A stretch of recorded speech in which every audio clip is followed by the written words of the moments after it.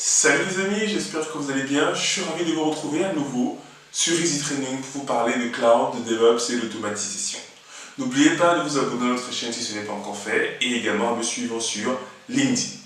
Aujourd'hui, je vais vous parler de Puppet.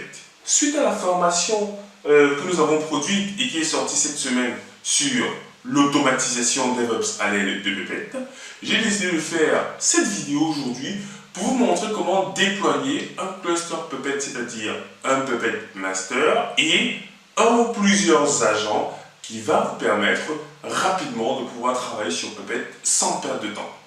Vous savez que depuis quelques mois, je suis en train de travailler sur Vagrant et automatiser l'ensemble de mes stacks, notamment GitLab, Kubernetes, Multinode avec KubeADM, Minikube, Jenkins, bref, toutes les applications que j'ai l'habitude de mettre en place pour travailler dans le domaine du DevOps, je les automatise, j'automatise le déploiement à l'aide de Vagrant, VirtualBox, Ansible, voilà, tout ce que vous pouvez imaginer.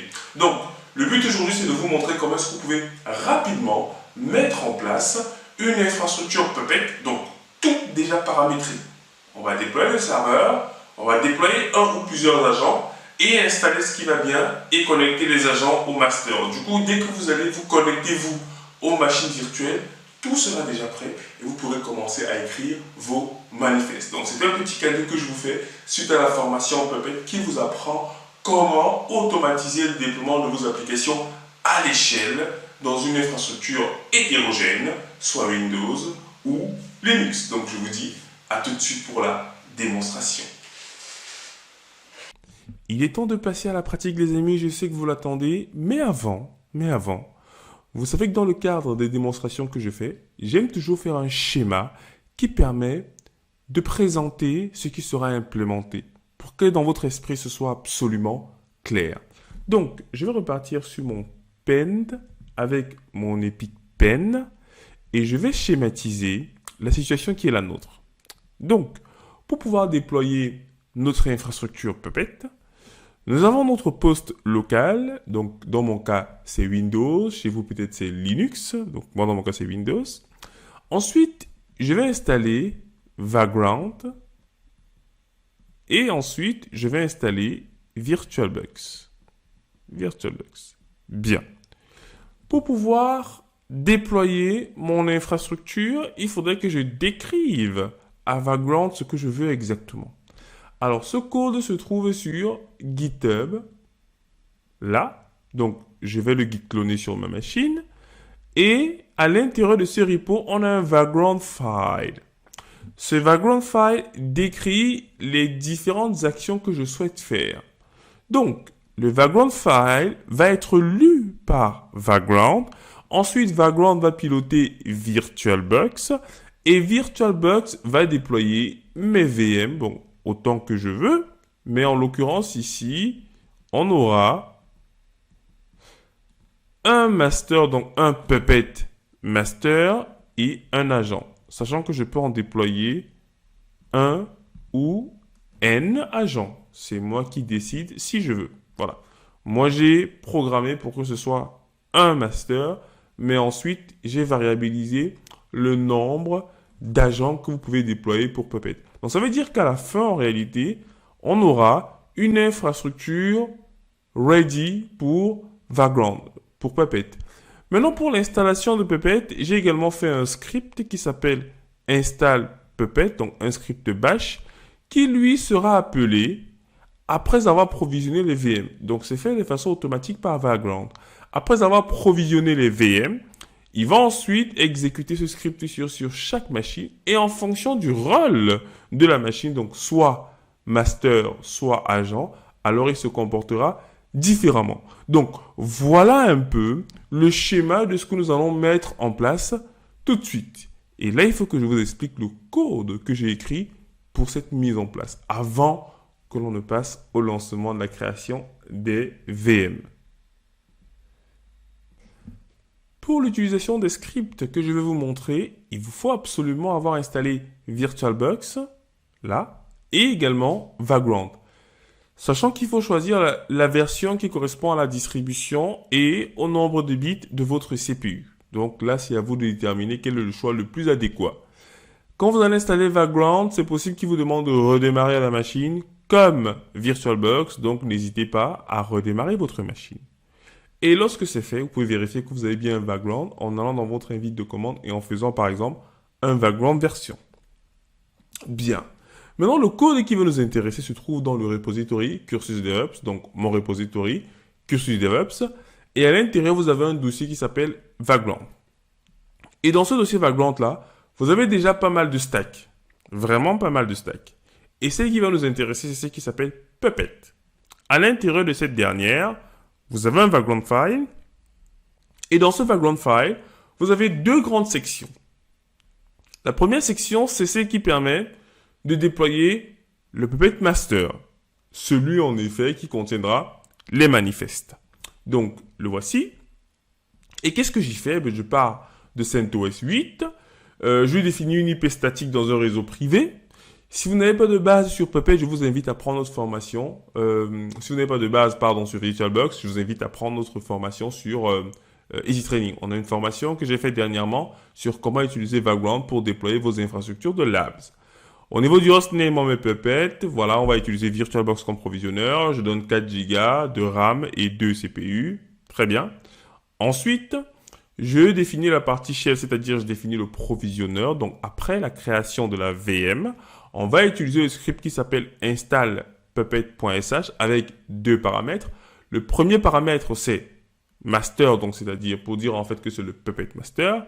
Et le deuxième, c'est l'IP plus ou moins du serveur. Voilà, bon, moi j'ai décidé de mettre ça comme ça. Vous pouvez décider, ce champ-ci n'est pas obligatoire, mais comme j'ai pris l'habitude dans mes déploiements automatiques, surtout quand j'ai plusieurs nœuds, je donne toujours en fait en argument l'IP de la machine en question. Bien. Ensuite, il y a la deuxième section qui est la partie cliente, donc les agents, ceux qui viendront se connecter et appliqueront les différentes instructions que va leur ordonner le master. Donc par exemple, créer tel dossier, installer telle application, déployer tel conteneur, ainsi de suite. Donc après cela, je définis du coup pour chacun des agents, donc moi je les appelle clients, et chacun a 2 Go de RAM et 2 CPU. Et là, je fais donc de 1 à client, donc le nombre que vous avez déterminé ici. Moi, en l'occurrence, je l'ai mis à 1 par défaut parce que c'est pas forcément nécessaire d'en avoir 10 000. Ensuite, on va donc parcourir la boucle et chaque VM, en fait, on va l'appeler client-le numéro, donc en l'occurrence client 1 en ce qui nous concerne. On va toujours utiliser CentOS 8 et ensuite, on va définir l'IP toujours en fonction du numéro de la VM. Voilà, on va définir le nom. Et au niveau du provisionneur, on va fonctionner de la même façon. Au niveau du provisioning, on va lancer le script install puppet.sh avec comme argument client pour qu'il sache en effet que c'est le client. Donc moi, je vais exploiter ces informations-ci, ces arguments-ci dans le script. Et maintenant, si on parle du script, je reviens du coup et je vais dans install puppet.sh. Et dans ce fichier-là, donc j'installe les épées de release, voilà, et j'installe ensuite le repository qui contient les différents packages me permettant d'installer Puppet. Et là, je lui dis, si l'argument 1, c'est master, alors tu fais ce travail. Ça veut dire quoi? Si l'argument 1, ce n'est pas master, donc probablement client, ben du coup, tu installes la partie client. Donc, ça veut dire que dans le premier cas, si c'est master, comme on l'a vu dans la section du Vagrant file, alors il va installer en fait l'agent en suivant simplement la documentation concernée. Si vous avez des questions concernant la phase d'installation de Puppet, je vous invite à regarder en fait notre formation donc, de Puppet qui vient de sortir sur la plateforme. Et là, vous verrez exactement à quoi sert en fait chaque ligne. Mais globalement, on installe le Puppet serveur et ensuite, on ouvre les firewalls et les ports qui vont bien. Voilà. Et au niveau du client, on installe juste l'agent et ensuite Puppet Bolt qui va nous permettre de pouvoir en fait lancer des actions sur l'agent. On va dire quoi? De lancer des commandes depuis l'agent mais qui vont s'appliquer sur le master dans l'optique en fait de valider la demande de certificat du client.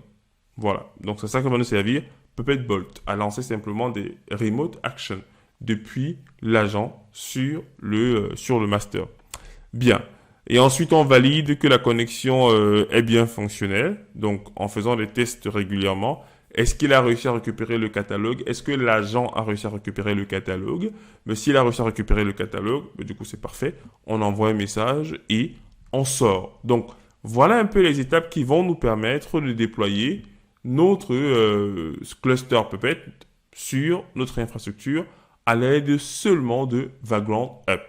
Il est temps de passer à la mise en œuvre, donc je vous dis à la vidéo suivante. Après avoir présenté le code, les amis, nous allons passer au déploiement de notre code. Donc c'est très simple. Vous récupérez l'URL du repository Cursus DevOps. Vous allez ensuite sur votre machine, vous faites un git clone pour récupérer le code.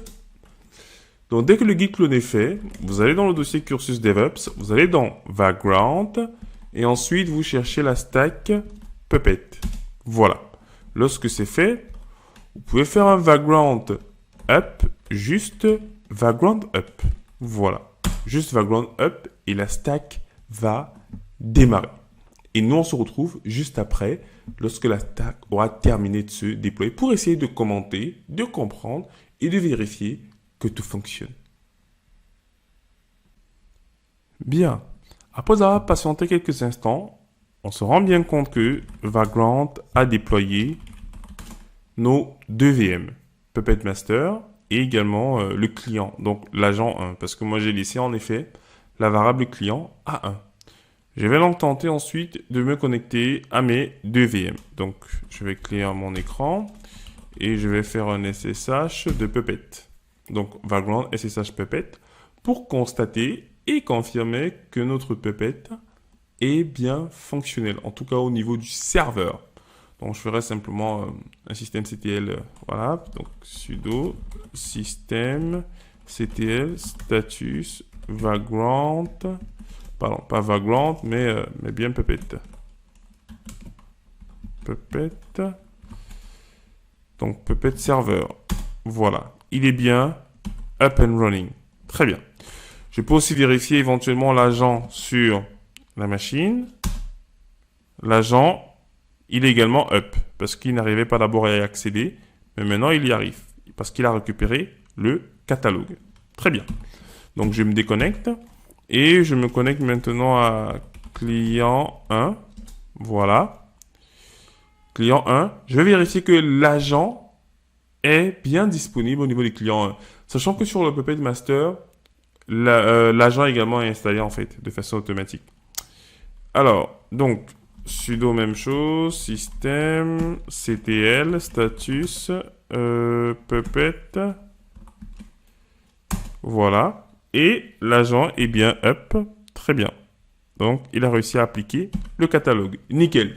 Donc là, j'ai mes deux VM qui ont bien Puppet de fonctionnel. Et maintenant, je peux donc tester que tout fonctionne au niveau, par exemple, du déploiement des applications.